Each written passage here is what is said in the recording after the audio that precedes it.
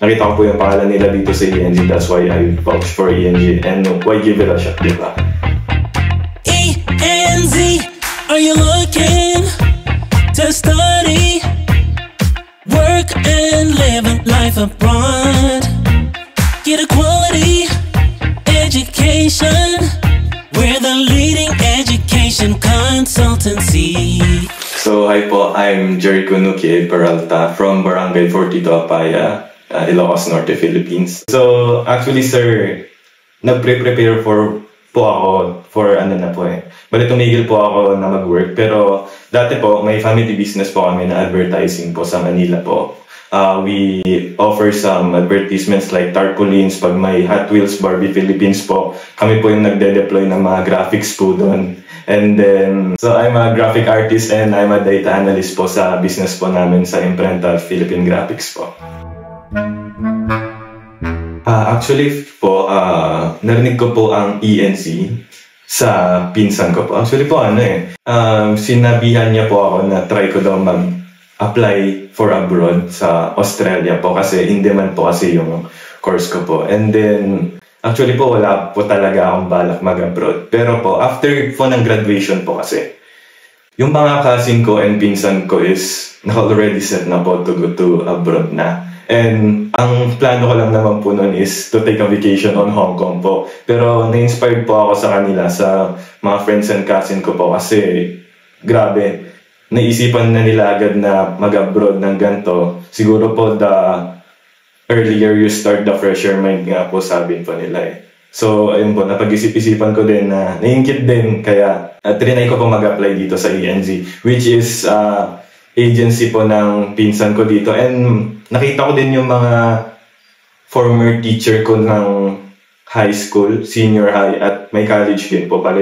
Nakita ko po yung pangalan nila dito sa ENG. That's why I vouch for ENG and why give it a shot, diba?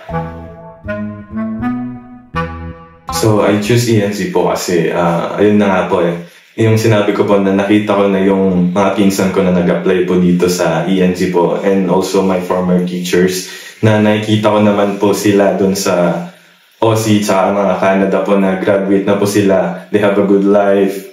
May PR na din po yung mga iba and yun po.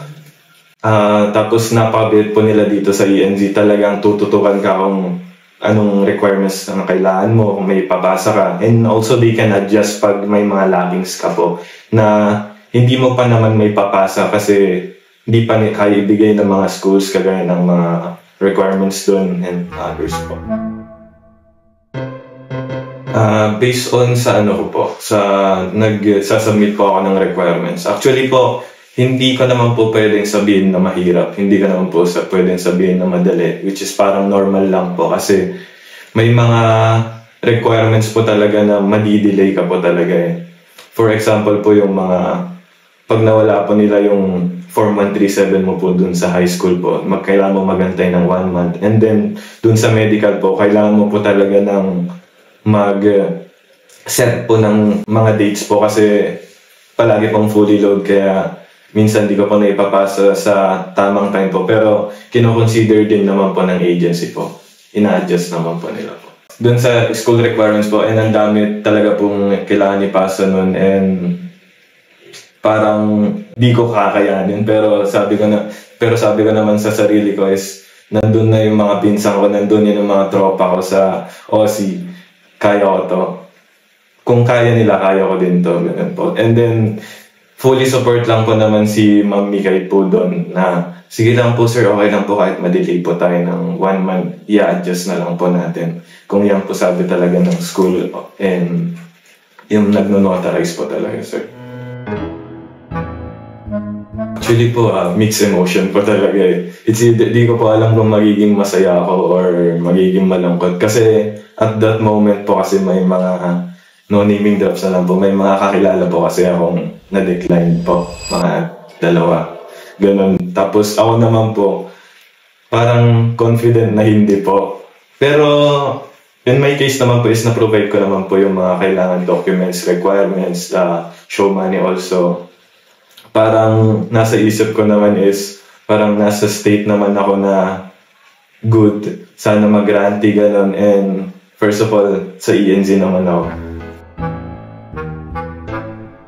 So bali po kasi nung tumawag po kasi si Ma'am Mikay po, iba po yung deliverance niya po. Parang parang iba po tawag na ito, parang may mali. Kasi sabi niya po is, "Ay, hello po sir, pwede po ba kayong tawagan? May importante lang po na sasabihin." And that time po is nanonood po ako ng movie ng horror po. Tapos, ayun po, yung emotion ko po is parang natatakot din po. Tapos ganun po yung deliverance niya may. Tapos tuloy niya pong sinabi na ginawa po naman natin lahat po. Pre-provide po naman po natin lahat. Pero po, granting ako. Ganun po yung sinabi ni Ma'am Mikay. Pero yun na po, mixed emotion po. Tapos, sumigay po ako sa bahay namin. Tapos, gusto ko po sanang isikreto pero ang hirap talaga isikreto pag you achieve something in your life po talaga.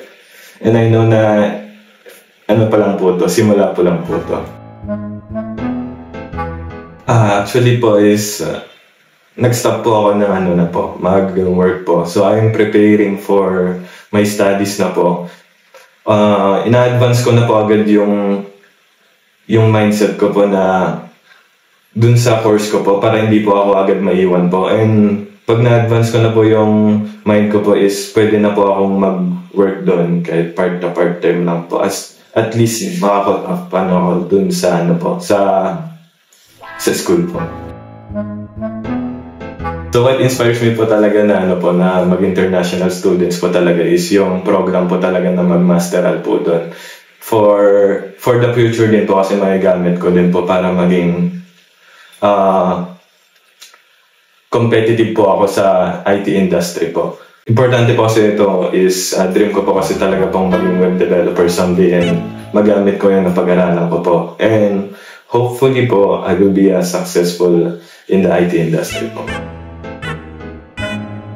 Yung roller coaster po kasi upside down po. Yung nakakatakot lang po talaga mag-take ng risk pero in the end is masaya naman po.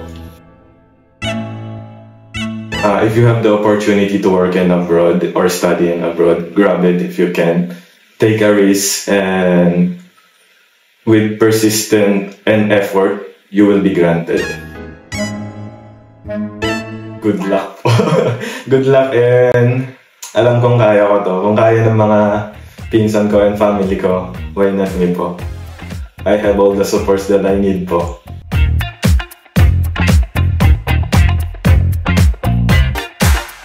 If you want a guaranteed visa, go for ENZ.